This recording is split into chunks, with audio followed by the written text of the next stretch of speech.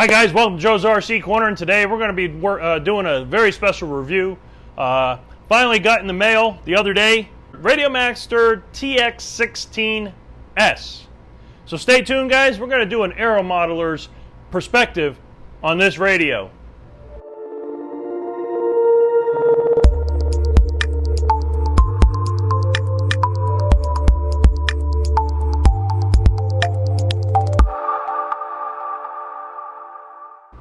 Alright guys, so as you can see, I have here the Radiomaster TX16S radio here. And as you can see, it's very reminiscent of the Jumper TX or T16 radio. This radio is, of course, a lot less expensive. I got the version that's $123. It does not come with the Crossfire. But it does come with the Hall effect gimbals opposed to the regular standard gimbals, which in my opinion the Hall effect gimbals will just add to the longevity of these gimbals, and not really, it doesn't really make them feel any different than a standard gimbal. But because there's no mechanical parts in the actual sensors, it's not using a potentiometer, it's now using a Hall sensor, which is a magnet. It works very, very well. It's very precise, and it does allow for a more accurate control of the servos, at least in my opinion. Some of the really neat features of it is it does have a pretty large screen. I believe it's a 4x3 color display, and we'll turn that on here in a little bit so you can get a good idea of what it looks like. But mine is mode 2, which is throttle and rudder, and then aileron and elevator. Now I did find that the gimbal tension is very, very little for my liking. Some people like different tensions on it. So what I did is I changed out the springs to add a little bit more tension to the springs, and I also engaged the ratchet, which is very, very light. It's almost not noticeable in regards to the ratchet on here. So some people may like that, some people may not. I actually kind of like the feel of it right now. It does stay where you put it, which is really good. Now the pots up at the top, they're not very good. They're not high quality, but they get the job done. I don't really use them much. I use this one for volume control on the OpenTX software, but that's really about it. I use all of the switches. They are all 3-position switches besides this top one, switch F, and switch H. H is your momentary 2-position switch, which will allow you to use this as a trainer system. The switch F is a momentary, which I prefer to use this one myself for my engine kill, for my gas engines, and my engine disable for my electric aircraft. I do prefer to use this switch over here for my retracts. Unfortunately, because of the momentary switch, I'm unable to do so. So right now I have it set to a 3-position switch, but I do have another 2-position switch that I'm going to replace this one with. Now the inside of this radio is very nicely done. I've opened it up to do all the modifications to the gimbals, and it's very nicely laid out. The solder joints all look really great, and the board is of a black, and I'll put a picture in one of the corners here, but the board is black and it looks very high-end. Where they probably saved some money is where is the potentiometers. The case itself, it doesn't feel terrible. It actually feels really nice. And it is also very reminiscent of a Futaba radio, or as other people also know, it's very, very reminiscent of the T16 from Jumper. The radio is very balanced, as you can see by holding it by the lanyard. It does not come with a lanyard, by the way, so you might want to look for that elsewhere.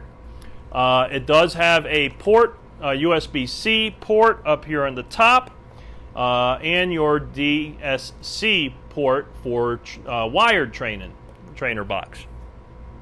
I did replace the sliders on the side here. They in my opinion, were very loose. And Andrew Newton, I watch his YouTube channel. He had replacements for these that I could 3D print, so I went ahead and 3D printed these, and they add a nice bit of friction. So thank you, Andrew, for those files. I really enjoy these on that radio, and they seem to work very nicely now. So I'm really happy with that. I'm not going to do a lot of comparison between this radio and the Jumper, mainly because I've never owned the Jumper radio.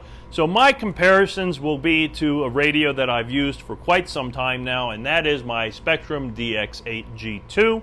Now, if you remember, I have replaced the gimbals on that to Hall effect gimbals, so they're very similar to what these are. The roller on this is very nice for navigation. It is very similar to what I've already got on the DX8 receiver or transmitter, and it works very nicely. The model is up here on the right. The system menu is up here on the left. We have a return page, forward page, backward, and telemetry. All work really nice. So let's go ahead and turn the radio on. I'm going to reposition the camera so we're looking more directly at the screen so you guys can see exactly what I am referring to when it comes to the colorness, the vibrance of this screen. So stand by, guys, while I reposition the camera for you. Okay, guys, so now that we have the camera repositioned here so you can see the screen really nicely, again, last I mentioned, this is the system button here, model, your scroll wheel and enter, return, page back, forward, page backward, and telemetry. Let's go ahead and turn on this radio and take a look and see what this looks like. Welcome to OpenTX. Throttle warning. Okay, so we're going to go ahead and page back to our main screen. Now, as you can see, this is great. You can add in your own photos into this into the SD card so that you can see the aircraft that you're going to be flying. In this case, the Carl Goldberg Super Chipmunk is in there, and that is a picture from the maiden flight. Great airplane. Looking forward to seeing that in the air still again this weekend, and we might test out this radio with it. So I've already got it bound to it, by the way. Now you also see here you have some things in this screen. You have your battery voltage here that is actually going to be coming from your receiver. This is going to be receiver voltage. I don't have my battery pack voltage set up there. I do also have a flight timer in here. As I mentioned, I have this set up as my volume up here on the top. So that works out really nice. Gimbals move really smoothly. And we're going to go ahead and visit the model page. And pretty much you scroll through it like you would on any other OpenTX. You have all the same settings in here that work really nicely. You have your throttle trim setup, your pre-flights, your global functions, your internal RF or an external RF module. I'm using the internal module since it is a multi-module that is built in. And it does allow you to fly many different model or types of receivers with this radio, which is really nice. I'm really looking forward to testing this out on a couple other aircraft. Now, I know some people were mentioning on some of the videos I've seen that you have to do fine-tuning in regards to your RF module that's built into this radio to link it to specific receivers. Now, the receivers I'm using are Spectrum. That is not a requirement. You do not need to fine-tune your Spectrum receiver to this transmitter.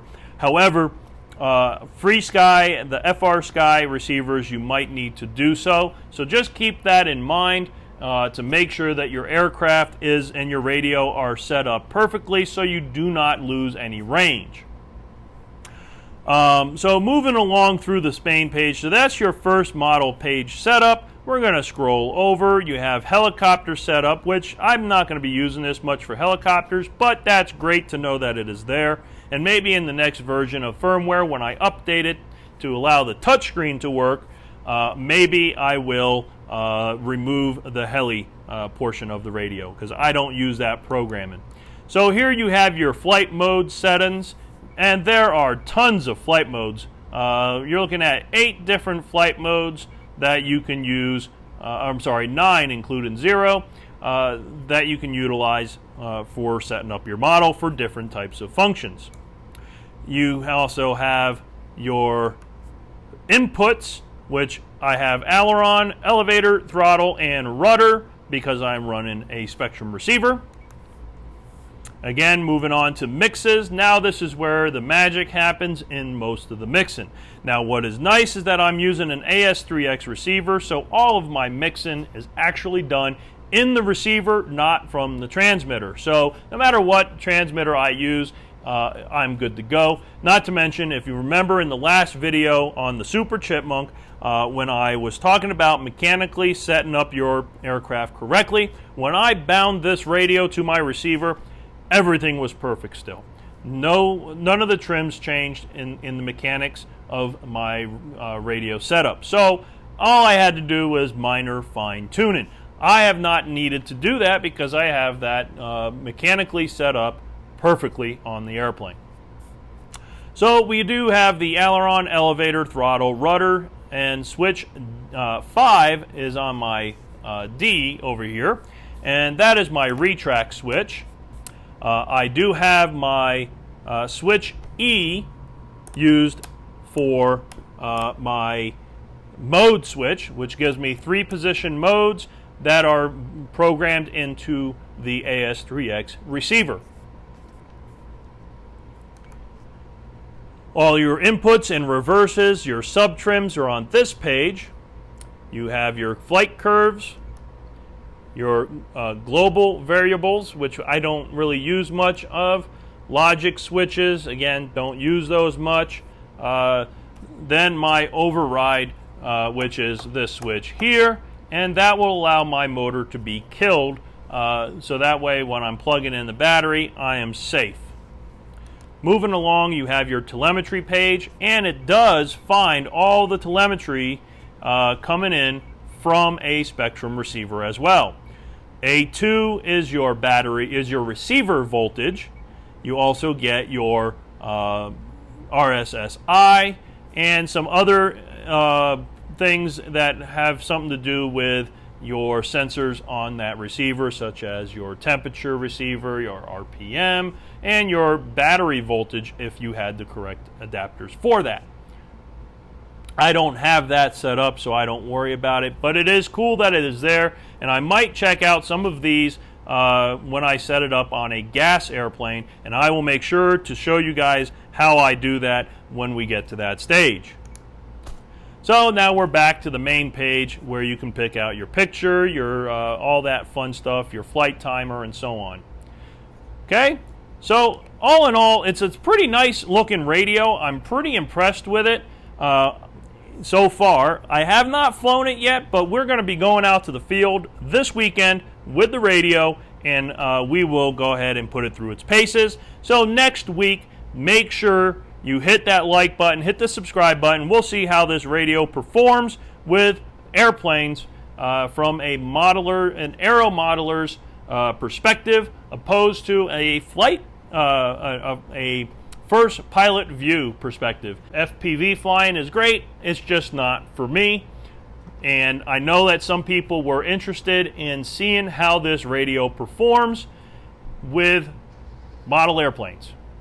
So stay tuned, guys, and we'll get to the next video, and we'll talk about it after we've done some flights.